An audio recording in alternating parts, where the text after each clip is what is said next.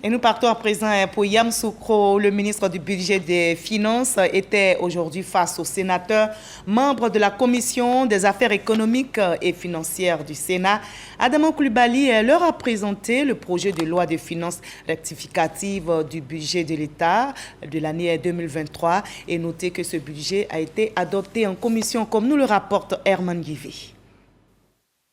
Le ministre des Finances, du Budget, Adama Coulibaly, face aux sénateurs membres de la Commission des Affaires économiques et financières du Sénat.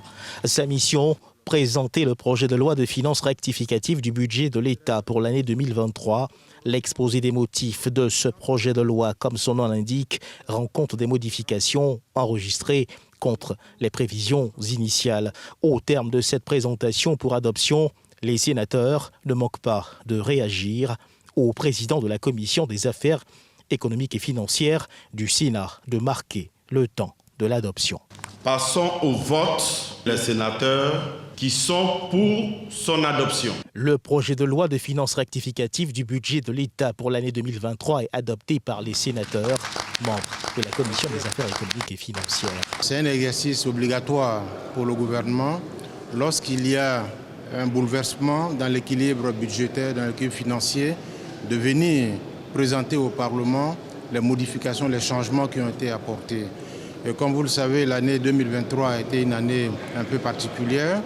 La Côte d'Ivoire a bénéficié d'un programme économique et financier avec le Fonds monétaire international, avec des ressources conséquentes qui accompagnent donc ce programme économique, 603 milliards de francs CFA pour l'année. Nous avons également bénéficié d'appuis budgétaires venant de la Banque mondiale, du Fonds monétaire international, j'en ai parlé, mais aussi de la BAD et de l'Agence française de développement. Ce sont des éléments qui viennent donc conforter les recettes de l'État d'une manière générale. Mais parallèlement à ça, en face, nous avons eu à faire face à des dépenses d'investissement à hauteur de près de 500 milliards de francs CFA, justement pour investir dans des secteurs qui peuvent améliorer les conditions et la qualité de vie de nos populations.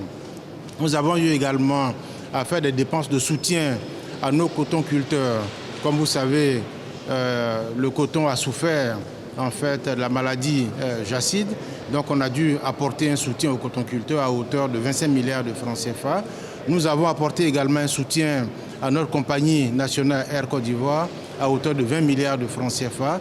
Nous avons poursuivi également les actions visant à atténuer l'impact de la guerre en Ukraine sur nos populations. Nous avons soutenu les meuniers pour faire en sorte que le prix du blé soit amorti de manière à ce que le prix du pain, en tout cas au niveau de la boulangerie, ne puisse pas augmenter. Voilà tout ce qui a entraîné en fait les changements dans le budget. Donc il était important que nous venions présenter cela au niveau donc, des vénérables sénateurs. C'est un soutien franc qui montre effectivement que les vénérables sénateurs sont en soutien des actions du gouvernement en lien avec tout ce qui a été indiqué comme orientation en termes de budget. Nous avons intégré donc les montants que j'ai indiqués, surtout les dépenses additionnelles qui sont faites en lien avec ces ressources engrangées. Je crois que ça a été bien compris par les vénérables sénateurs qui montrent effectivement qu'ils sont avec le gouvernement, ils sont également avec les populations. Ce sont au total 500 milliards de francs CFA qui ont été investis dans des projets qui sont porteurs de progrès social pour nos populations. Les modifications induites se traduisent par une hausse globale nette du budget de l'État de l'année 2023 de plus de 814 milliards, portant son niveau à plus de 12 508 milliards contre 11 694 milliards initialement prévus.